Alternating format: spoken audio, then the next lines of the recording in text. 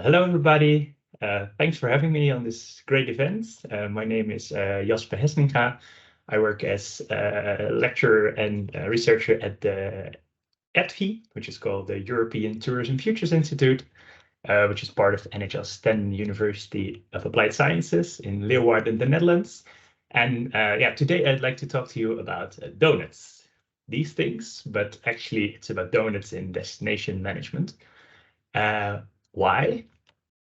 Because I was inspired, together with my co-author, Stefan Hartman, about this influential book by Kate Raworth, one of the most prominent economists, I think, of the last 10 years, which came out with this book, I think in 2017, and which was for us actually quite an inspiration because it hasn't been applied to a tourism destination setting.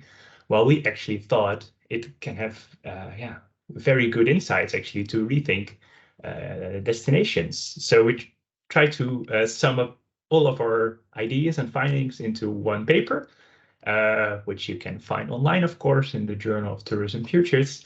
But I'll try to talk you through this in the coming 10-15 minutes.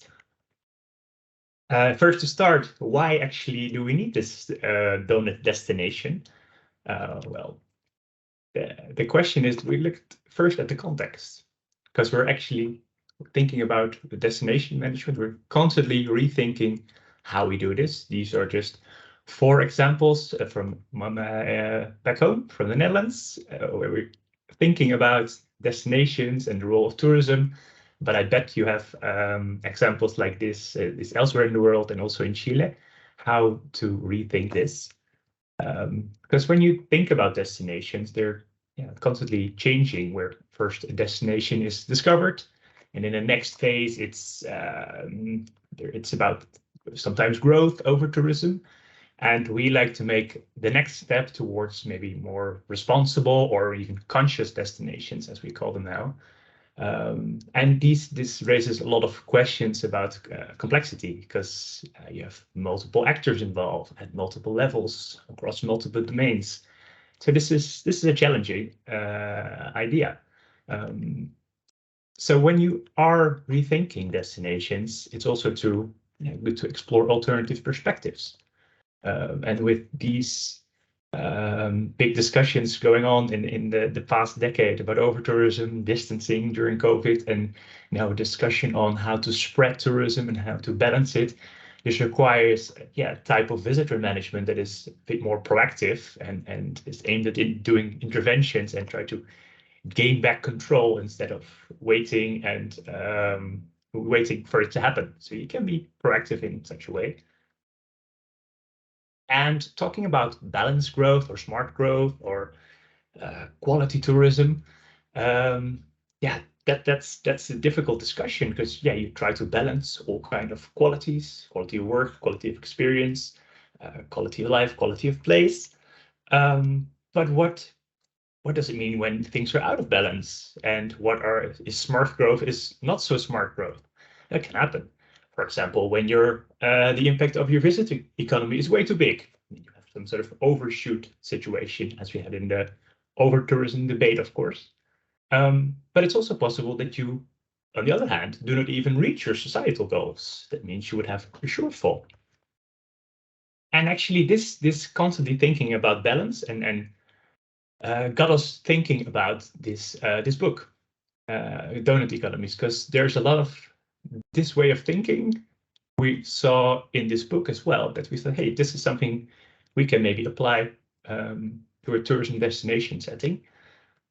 So what then is this donut destination? I'll try to explain it very briefly, because this donut is basically the safe space for destination development. So this green circle you see, this is where everything is going fine, everything is balanced. But it's possible that you would enter this critical zone where you exceed thresholds and limits, meaning like some sort of overshoot situation. And these can be all kind of overshoots. It's about disturbance, it's crowding, unlivable neighborhoods. And this is what we saw in the over-tourism debate, of course. But you can think of many more examples in different aspects of society. It's also about ecological boundaries, and even yeah, it's socio-technical. Maybe things you wouldn't expect, like that there's not enough sewer capacity to deal with all these tourists. It's maybe not the first example you might think of, but it has a big impact on the level of the destination, of course. So things can go over the limits, but then the other side of the discussion is also where there's not enough of it, or tourism doesn't meet up its also its societal aspects, which means you would have a shortfall situation leading to unemployment, for example, bankruptcies. So this is where simply tourism doesn't deliver while you actually want that to prevent maybe. So the trick is to stay within these safe boundaries, so to say, stay in the green space, stay in the donut. And there you have all these aspects that are often discussed in that sense. Having this perspective in mind, so staying between these boundaries, you can actually translate this way of thinking into rethinking tourism as we did it before, and what we are suggesting to rethink. So we have 7 ways to rethink. This is sort of the overview, which you can find in the paper in much more detail, but I'll try to talk you through it in a couple of minutes. So the first aspect of rethinking tourism is actually to change the goal. Tourism shouldn't be like a goal in itself. We need tourism because, yeah, we don't know, because we want tourism. Maybe not. Tourism should be a means, like a way to get to a higher goal, for example, quality of life. So tourism can then contribute to that. So it's not a goal at itself. Second one, it's important to see the bigger picture of it's not a standalone industry. Tourism is that's what makes it interesting for me to study, at least. It's so connected to all kind of different domains and different sectors. So it's fully embedded in this larger whole. So we should actually look at it in this way as well. The third one is that it's important to nurture human nature. Often tourists are seen as rational economic men, but they're not. Tourists are they're all about emotions, about experiences, about engaging in communities, into destinations.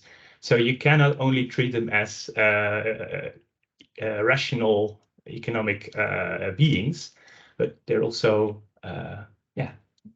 economic. They're also more than that. It's not only limited to that. The fourth one is important. It's to get savvy with systems thinking. Of course, like I said, tourism is part of a dynamic, complex system. I mean, it's constantly changing. We've seen a couple of crises the past years and the years to come. So it's important to be constantly aware of these changes, and as a tourism destination, it's important to be adaptive so you can actually cope with this change. The fifth element I'd like to raise is that tourism needs to be redistributive. So tourism doesn't benefit a few big companies or a few big businesses, but every inhabitant of this destination, where it might be, should benefit from tourism. So it's not a burden to them, but it benefits all businesses, all inhabitants. So that's different.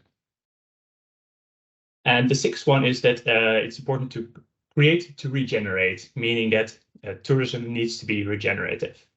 This is, of course, a very upcoming discussion, but it basically comes down that tourism often has a negative impact on destination, on communities, on landscapes, while actually it should be a positive contribution. So it's regenerative, meaning that it should leave a place, in this case, a destination, in a better state than it was before.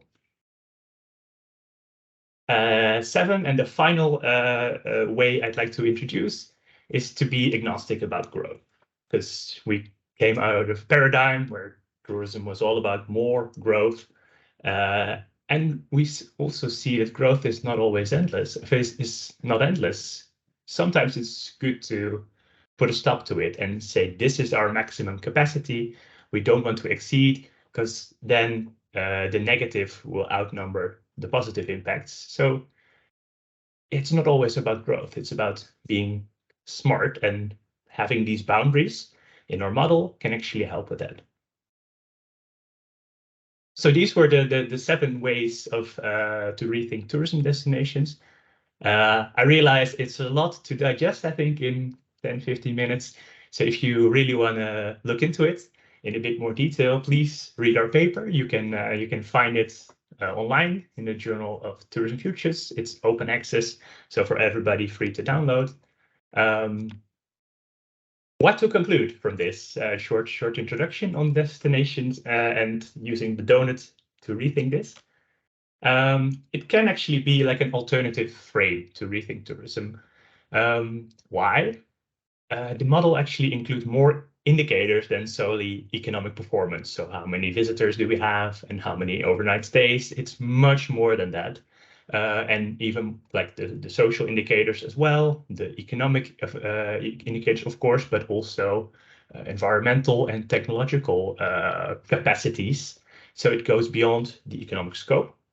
It includes both overshoots and shortfalls, because often the discussion, at least in the global north, is about over-tourism and degrowth. Well, actually, there's also another voice, I think, that is often not always heard, is the global south, where sometimes there's still shortfall sometimes, and tourism is very much welcomed if it's in a way that it doesn't harm the environment, doesn't harm communities. So it should serve both flips of the coin. So it's not only about too much, but sometimes also about too little tourism. Well, actually, there's a need to have it grow. So it's both discussions. Our model can be used flexible. Of course, the basic principle of the Doughnut is the same, but you can actually make your own indicators and do that in a group setting and try to find out what are, for my destination, the most important indicators, like a very broad spectrum. And you can, by doing this, and we try to do that in different destinations in the world, to make it more context specific. So really focus on this set of indicators for your own destination.